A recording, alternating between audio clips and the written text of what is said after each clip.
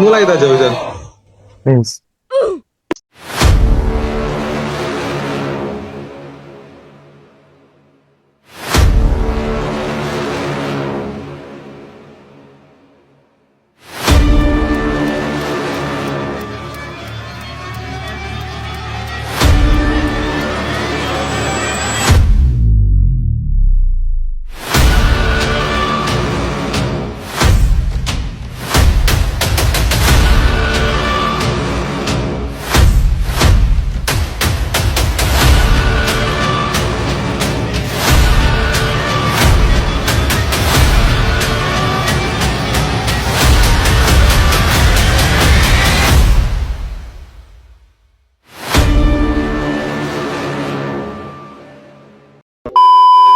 Assalamualaikum warahmatullahi wabarakatuh. Selamat malam teman-teman sekalian dan ibu dosen yang saya hormati. Di sini kami akan memaparkan presentasi tentang a review of deep learning in medical imaging. Judul ini kami ambil dari jurnal yang dituliskan oleh Zhou et al. Dan dipublikasi oleh IEE volume 109 nomor 5 pada Mei 2021. Oke, sebelum itu izinkan kami memperkenalkan diri terlebih dahulu. Perkenalkan, nama saya Muhammad Hisham dengan NIM 41322141. Saya Ahmad Reza dengan NIM 41322114. Saya Muhammad Fajar Firmansyah dengan NIM 18. Oke, izin melanjutkan. Untuk yang pertama adalah tentang pengenalan, introduction dari deep learning sendiri. Deep learning atau yang disingkat DL telah membawa revolusi dalam berbagai tugas pencitraan medis, seperti yang didiagnosa otomatis, segmentasi organ, dan deteksi penyakit. Keberhasilan dari deep learning sendiri dalam pencitraan medis didukung oleh data dalam jumlah besar dan kemajuan dalam komputasi berkinerja tinggi. Tantangan yang dihadapi termasuk keberagaman modalitas citra, isolasi data antar institusi, dan keterbatasan anotasi yang sering kali berisik atau noise. Oke, selanjutnya kita akan beralih ke traits of medical imaging atau kunci dari traits itu sendiri. Kunci dari traits itu sendiri yaitu yang pertama adalah multimodalitas. Pencitraan medis terdiri dari banyak modalitas CT maupun MRI yang menghasilkan resolusi piksel atau voxel tinggi. Yang kedua, kunci dari key traits itu adalah data isolasi. Data isolasinya adalah data pencitraan yang seringkali diisolasi dan dikumpulkan dalam pengaturan yang tidak standar dengan variasi peralatan dan protokol pemindaian. Lalu yang ketiga adalah disease patterns. Ini merupakan salah satu kunci dari key traits yang menyebutkan tentang pola penyakit dalam pencitraan yang seringkali bervariasi. Contohnya adalah banyak penyakit langka dengan sedikit data yang ada di jurnal ini. Yang ketiga, kunci dari key traits of medical imaging adalah labeling. Labeling adalah proses anotasi data yang sangat mahal dan memakan waktu, serta cenderung memiliki label yang berisik dan akibat perbedaan interpretasi antar pengamat. Oke. Yang selanjutnya adalah clinical needs addressed by DL atau by deep learning. Clinical application dalam radiologi challenge, yaitu data pencitraan yang semakin besar per pasien menuntut kecepatan dan ketepatan dalam interpretasi yang dapat difasilitasi dengan deep learning. Lalu yang kedua, penjelasan tentang deep learning tools. Deep learning tools adalah deep learning yang dapat digunakan untuk menganotasi analisis gambar, mengurangi kesalahan pada citra manusia, dan mendukung radiologi komputasional.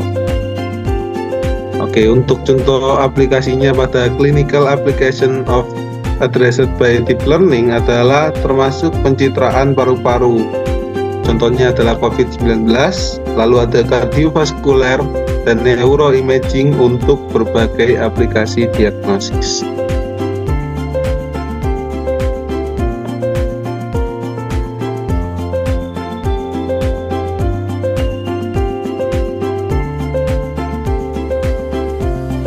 Oke, untuk yang selanjutnya ada emerging technologies.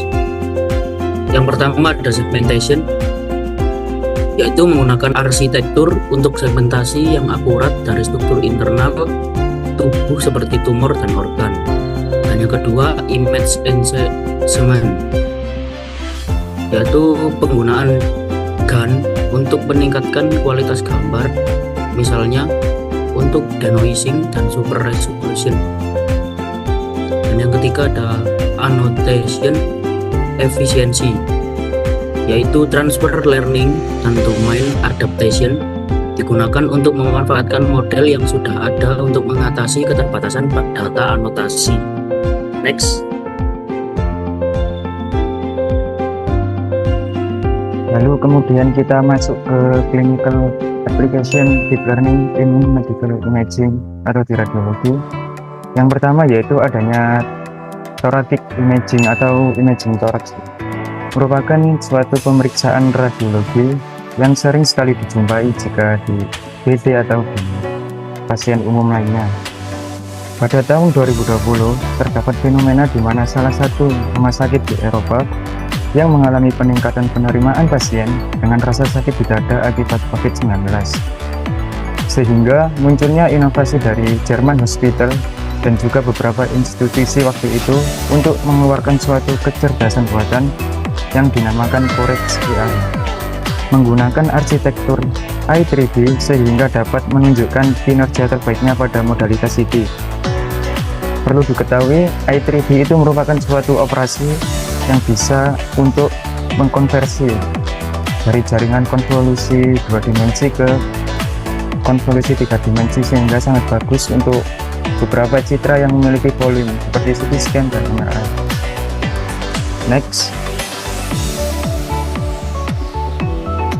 Lalu ini untuk hasil dari Corex AI tadi, yang dimana terdapat prediksi yang dari 1 sampai 5 kemungkinan terjadinya COVID, dan juga ada presentasi dari efek yang diterima parenting tisu dari paru. Next. Yang kedua yaitu neuroimaging, yang pada beberapa tahun ini deep learning memiliki atensi khusus pada neuroimaging. Salah satunya yaitu deep learning dengan tissue classification, yang dimana aplikasi ini itu dia membantu di bidang radioterapi, karena pada bidang radioterapi itu kita selalu mengedepankan yang namanya presisi dan juga akurasi, sehingga penggunaannya dapat membantu treatment plan yang lebih baik. Next.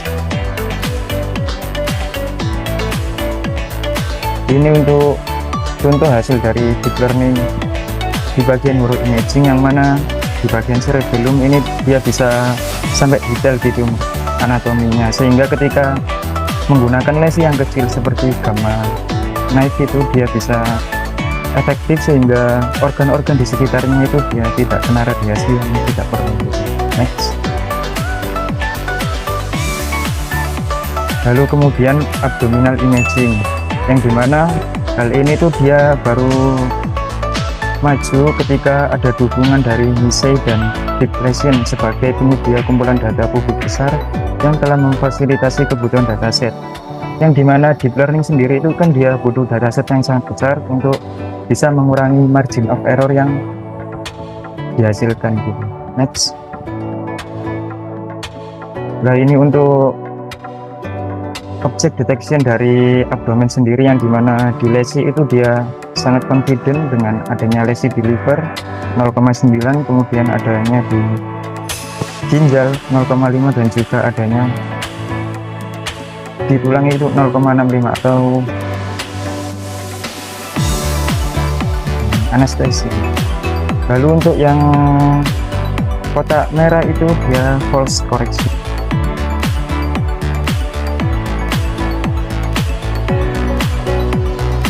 Oke, yang selanjutnya ada diagram cardiovascular imaging, dan yang pertama itu ada yang menunjukkan panah hijau itu ada Convet 3D, bedroom, dan rel U dengan fungsi ekstraksi dan transformasi fitur.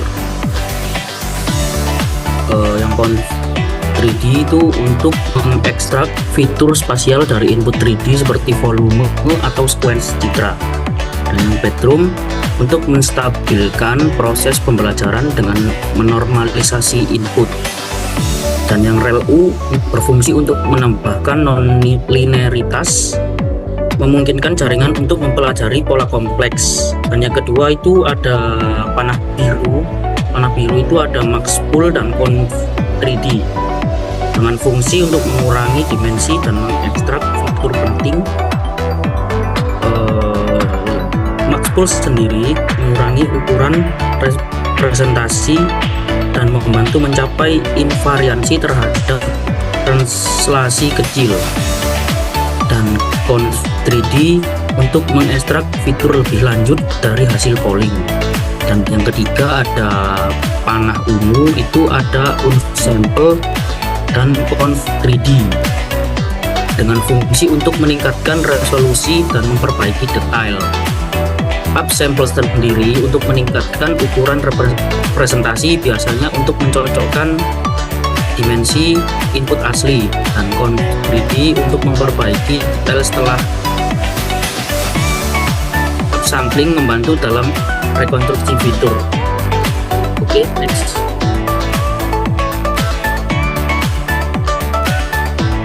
Dan yang selanjutnya future direction. Yang pertama ada federated learning, itu untuk melatih model secara terdistribusi untuk menjaga privasi pasien dan mengurangi risiko data bocor. Dan yang kedua ada interpretability, membuat model deep learning lebih dapat dipahami oleh tenaga medis sehingga lebih dipercaya melalui peningkatan interpretabilitas dan kuantifikasi ketidakpastian. Dan yang ketiga ada broader data utilization, untuk menggabungkan dataset dari berbagai institusi untuk pelatihan model yang lebih kuat dan lebih baik dalam generalisasi. Lanjut.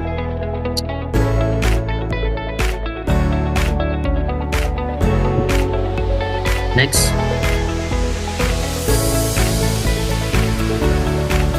Yang terakhir ada kesimpulan. Untuk deep learning secara cepat mengubah pencitraan medis dengan mengatasi tantangan teknis dan kebutuhan klinis. Area kunci termasuk segmentasi, klasifikasi, peningkatan kualitas citra, dan clinical decision support. Selanjutnya, riset di masa depan difokuskan pada privasi data, peningkatan interpretabilitas, dan penanganan data anotasi yang terbatas.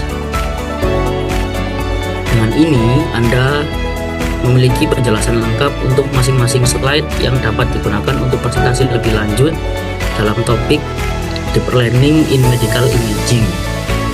Dan silahkan modifikasi atau lebih perluas lagi.